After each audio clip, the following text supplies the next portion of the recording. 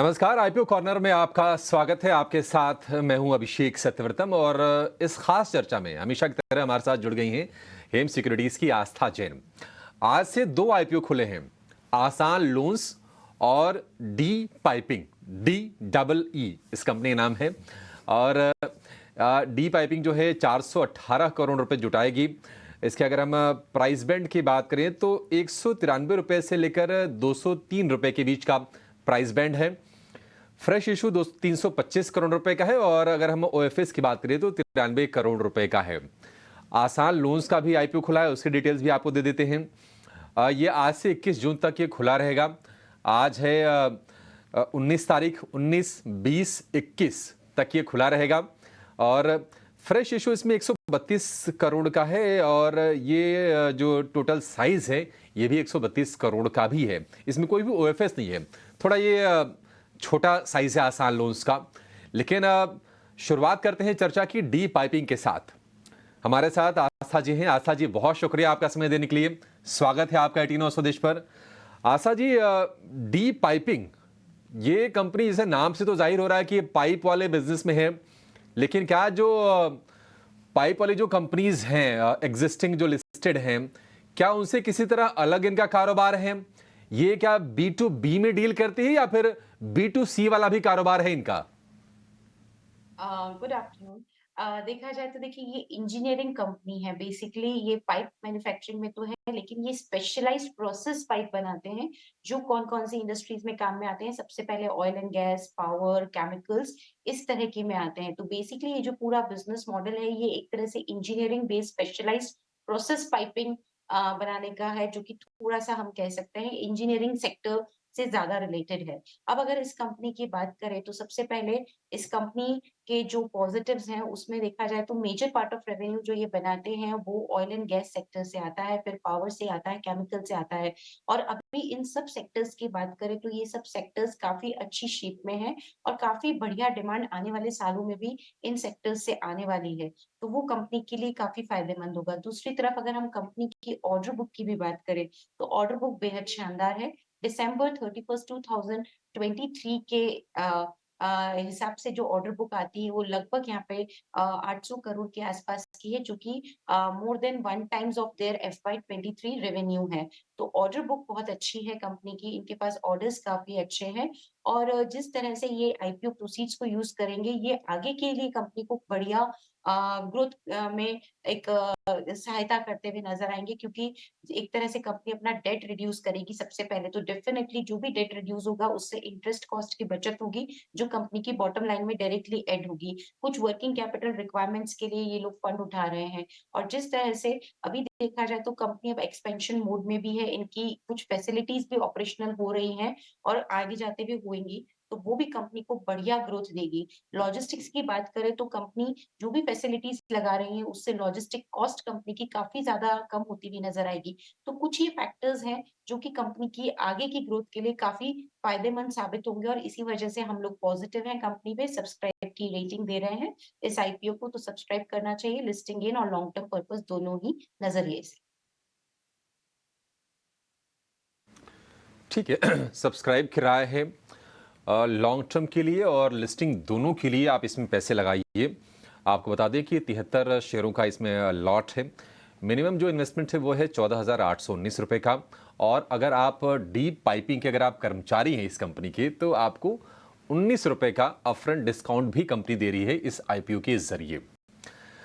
इसमें अगर हम आप देखिए क्यूआईबी के अगर हम हिस्से की बात करें, क्वालिफाइड इंस्टीट्यूशनल बायर्स, तो उनके लिए 50% रिजर्व है, रिटेल के लिए 35% और नॉन इंस्टीट्यूशनल इन्वेस्टर्स के लिए यानी कि एनआईआई के लिए 15% हिस्सा ये रिजर्व किया गया है। आशा जी की तो इस पर सब्सक्राइब की रेटिंग है। आशा जी, ये बताइए कि अगर इसकी हम तुलना करें तो अब क्या इसको आईएसजीईसी हैवी इंजीनियरिंग इससे तुलना करें अगर वैल्यूएशन की, क्या पाइप वाली कंपनी से इसकी तुलना नहीं करेंगे? और वैल्यूएशन आप किस तरह से देख रही हैं? क्या वो देखिए आकर्षक दिख रहे हैं आपको? देखिए, पाइप वाली कंपनी से तुलना इसलिए नहीं करेंगे क्योंकि ये specialized engineering based specialized process pipe solutions provide करते हैं, तो वो एक अलग ही कैटेगरी में आता है क्योंकि इंजीनियरिंग बेस्ड रहता है। तो इसमें आईएसजीईसी से बिल्कुल इसकी तुलना की गई है, जो प्रोस्पेक्टस में भी हमने देखा है। लेकिन वैल्यूएशन की बात करें तो प्राइमा फेसी वैल्यूएशंस यहाँ पे महँगे ही लगेंगे, क्योंकि जिस तरह के ये वैल्यूएशंस पे ला रहे हैं, ये आईएसजीईसी तो मेरे हिसाब से तकरीबन 38 या 40 के पी मल्टीपल पे चल रहा होगा एट द मैक्स, लेकिन इनका जो पी मल्टीपल आ रहा है, ये 50 के भी ऊपर का है। On the post issue equity यहाँ पे हम बात कर रहे हैं और जिसमें हमने एनालाइज़ किए हैं 9 मंथ्स के यहाँ पे जो फाइनेंशियल दिए गए हैं। तो वो हिसाब से वैल्यूएशंस बिल्कुल यहाँ पे महँगे लगते हैं।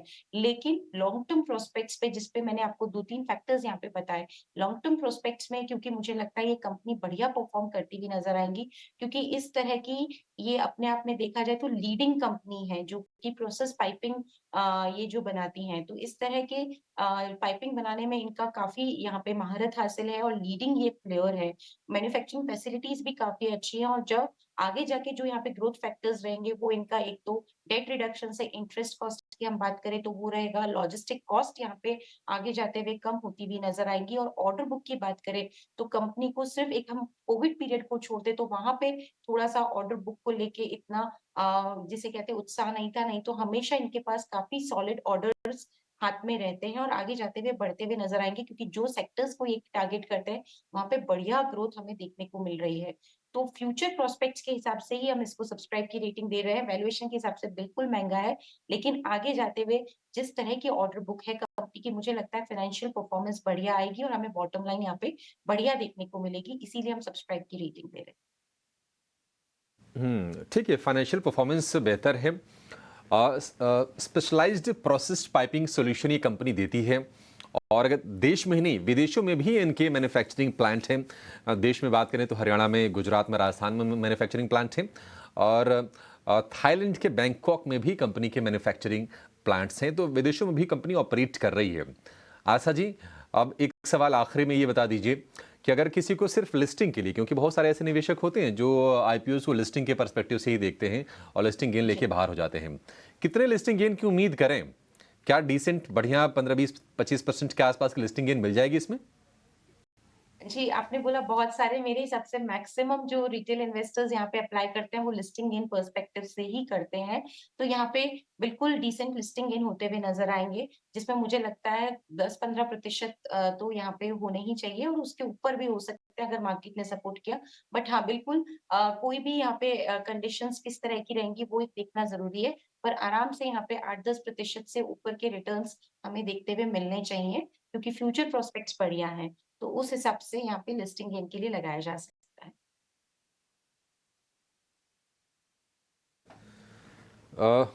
लिस्टिंग गेन इसमें आपको हो सकता है। 7 इसके मैन्युफैक्चरिंग प्लांट हैं टोटल, देश को मिला के और विदेश को मिला के। स्पेशलाइज्ड पाइपिंग सॉल्यूशन वाली कंपनी है। आशा जी, एक आखिर में एक और सवाल का जवाब दे दीजिए। क्या कोई रिस्क भी एसोसिएटेड है डी पाइपिंग के साथ, जिसको ध्यान में रखना चाहिए निवेश करते वक्त? मुझे रिस्क वैसे तो कुछ नहीं, कंपनी के इन इटसेल्फ जो रिस्क है उसमें उनको क्वालिटी जो स्ट्रिंजेंट क्वालिटी यहाँ पे परफॉर्म करना पड़ता है, वो एक काफ़ी इम्पोर्टेंट फैक्टर है। तो अगर वहाँ पे थोड़ा भी इधर-उधर होता है क्योंकि देखा जाए तो इसी वजह से ये मार्केट लीडर भी हैं और यहाँ पे सिग्निफिकेंट एंट्री बैरियर्स हैं इस इंडस्ट्री क्योंकि जिस तरह के काम में ये हैं, वहाँ पे क्वालिटी बहुत महत्व रखती है। तो वो अगर नॉर्म्स कुछ फुलफिल नहीं होते तो वो कंपनी के लिए थोड़ा यहाँ पे एक रिस्क के तौर पे वर्क कर सकता है, अदरवाइज़ कोई बड़ी रिस्क नहीं लगती। लेकिन ये बात ज़रूर है, थोड़ा-सा वैल्यूएशन और कम होता तो बहुत ही यहाँ पे जिसे कहते हैं कि एकदम बढ़िया रिटर्न्स देखने को मिलते, वो अभी भी देखने को मिलेंगे। लेकिन वैल्यूएशंस यहाँ पे बहुत ज़्यादा सस्ते नहीं किए हैं, इन लाइन रखे हैं, इसलिए डिसेंट लिस्टिंग गेन की हम यहाँ पे रिकमेंडेशन दे रहे हैं। वैल्यूएशंस बहुत ज़्यादा हम ये कहें कि आकर्षक हैं, ऐसा नहीं है, इसलिए आपको इसमें डिसेंट लिस्टिंग गेन होगा डी पाइपिंग के शेयर में। ठीक है, ये डी पाइपिंग पर हो गया। आशा जी, क्या आप ये जो दूसरा जो आईपीओ है उस पर आप कोई व्यू नहीं देंगी, आसान लोन पर? वो एक्चुअली अभी हमारी कवरेज में नहीं है, सो डेफिनिटली कवर होने के बाद बात कर सकते हैं। तो अभी हमारी कवरेज में वो आईपीओ आया नहीं है, इसलिए कोई बातचीत मैं कर नहीं पाऊँगी। उम्मीद करें कवरेज में आ जाएगा, क्योंकि 21 जून तक ही तो है। आज 19 तारीख हो ही गया, 20-21। जी, बिल्कुल, कोशिश जारी है। ठीक है, चलिए हम कोशिश करेंगे कि आसान लोन के आईपीओ को लेकर भी, हालाँकि देखिए छोटे साइज़ का आईपीओ है। छोटे साइज़ की जो कंपनीज़ होती हैं उसमें दिक्कत क्या होता है ना कि इन्फॉर्मेशन से बहुत ज़्यादा अवेलेबल नहीं होती है। उनको ट्रैक करना भी बड़ा मुश्किल होता है। हालाँकि पूरा का पूरा ये फ्रेश इश्यू है। कोशिश करेंगे कि इसको लेकर भी आपको हम जानकारी दें, गाइड करें। आपको बता दें कंपनी के बारे में कि 1996 में इसकी शुरुआत हुई थी। एनबीएफसी कंपनी है और जैसा कि नाम से ही ज़ाहिर है कि आसान लोन्स। कंपनी 20 साल से ग्रामीण इलाके या फिर सेमी अर्बन अर्धशहरी जो इलाके हैं, कस्बे हैं, वहाँ पर लोन दे रही है। राजस्थान, गुजरात, महाराष्ट्र, मध्य प्रदेश में इनका कारोबार है और स्कूटर, बाइक और ऑटो रिक्शा के लिए कंपनी ये फाइनेंस करती है। रजिस्टर्ड ऑफिस जो है वो है उदयपुर में राजस्थान के, और कॉर्पोरेट ऑफिस है मुंबई में। फिलहाल इसकी 12 ब्रांचेस हैं और 25 जगहों पर कंपनी की प्रेजेंस इसकी है। ये है डिटेल्स आसान लोन के आईपीओ के बारे में। कोशिश करेंगे कि इसके बारे में भी आपको हम राय ज़रूर दें। फिलहाल आईपीओ कॉर्नर में इतना ही। आशा जी, बहुत शुक्रिया आज आपका समय देने के लिए और डीप पाइपिंग को लेकर विस्तार से अपनी राय देने के लिए। एक छोटे से ब्रेक के लिए यहाँ पर रुकेंगे।